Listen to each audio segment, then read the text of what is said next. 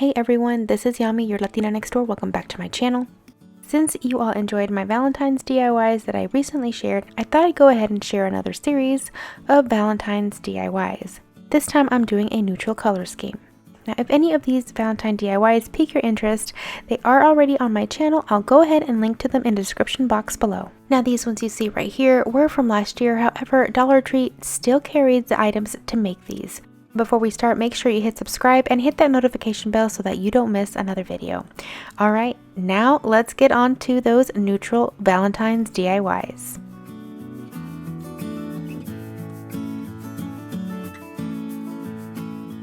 Alright, so for the first DIY, I got this Home Sweet Home square frame at the Dollar Tree. And I also used this shiplap print scrapbook paper that I had from Hobby Lobby. It was left over from a previous project. First thing I did was remove the backing out of the frame. And then I cut the scrapbook paper to fit the sign.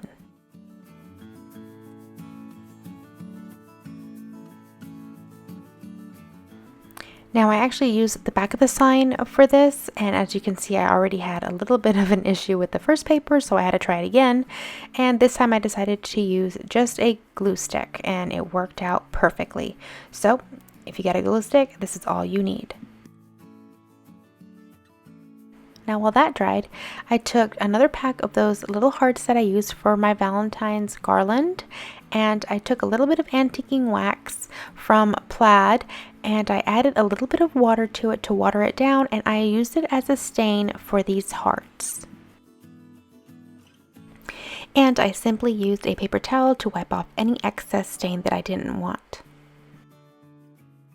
Next, I took one of these hearts from another sign from Dollar Tree. And using some E6000, I adhered the little metal heart onto the wooden stained heart. And then I used a little bit of hot glue to hold it together while the E6000 dried.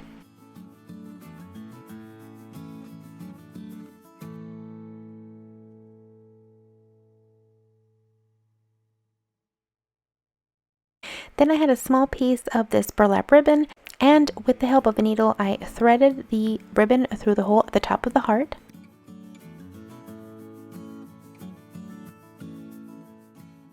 Then before putting the backing onto the frame, I added the heart with the ribbon coming out the back of the frame like this.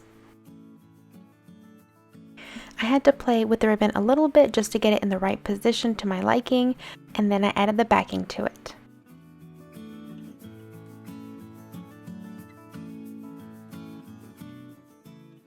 And this is how the first sign turned out. This is perfect for anyone who loves farmhouse style and isn't too fond of too much color for holidays like this.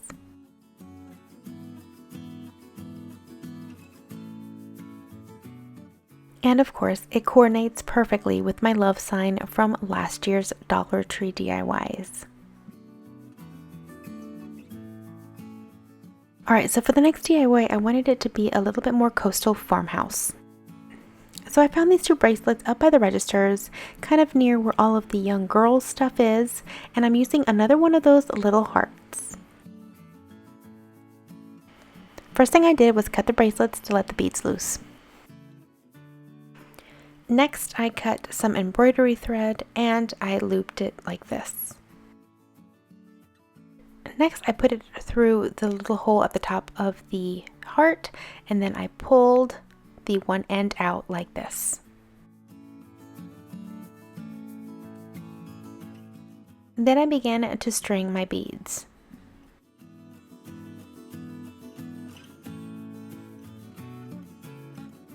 After I knotted the end of the string and secured the beads, I added washi tape to the front of the heart. Now in retrospect, I probably should have done this before I strung the beads, but hey, it worked out just fine either way. I was going to add the same ticking stripes that I used for my banner, however this time I was going to paint them white. I got this yarn at Dollar Tree in their new craft section, and I decided to make a tassel for this. However, this was the first time I ever made one, and I had to try a few times, so I'll link in the description box below the video that I used to help me make it. because I'm probably not the best person to learn from right now. I need a little bit more practice.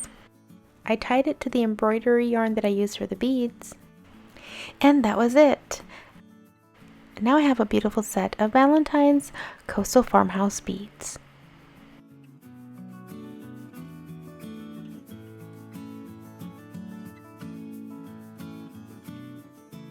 Alright, now to the final DIY, and I almost did not share this with you guys. Maybe because it didn't come out like I originally planned. But more on that later. Now for this, I used this little wooden plaque that I had. It is from plaid. I removed the sticker and sanded down any rough edges. And just like I did with the hearts, I took some of that antiquing wax, added a little bit of water to water it down, and used it as a stain, but only for the exterior frame portion of the plaque.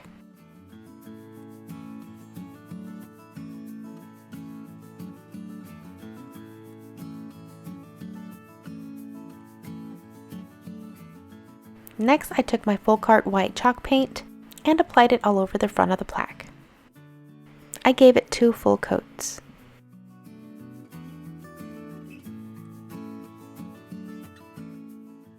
Next, I took this handmade modern paint in the color Morning Mist because I wanted it to match my beads, and I wanted to give the frame a ticking stripe all the way around. However, I was using this stencil for the very first time, and it proved to be a little bit more difficult than I expected. Now, I'm not sure if it was the stencil or if it was my spouncer or what it was, but the paint started to bleed. And I'm usually a perfectionist when it comes to doing stuff like this and never really had any issues with stencils before. And when I lifted it, I wasn't necessarily pleased with it. However, I didn't think it looked absolutely terrible. So I said, I'm going to continue and see what happens. And oddly enough, what I saw wasn't that terrible at all.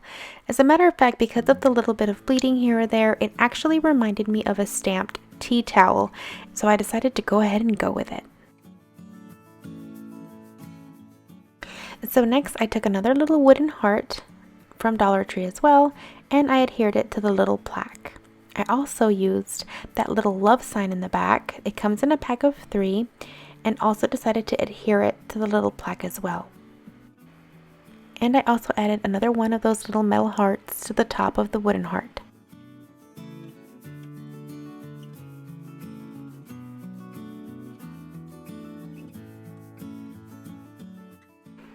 And here is how it turned out. So here is what those stripes look like up close, and honestly, again, it reminds me of like a stamped tea towel or even a watercolor painting. So I don't think they turned out that bad.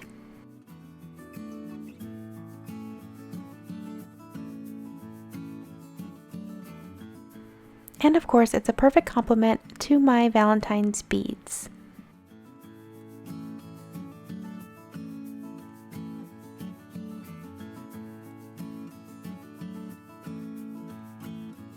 I hope you enjoyed these neutral Valentine's DIYs that have a coastal farmhouse feel to them. If you did, please make sure to give this video a thumbs up and let me know in the comments below which one of these was your favorite. And I will see you in the next video. Until then, adios!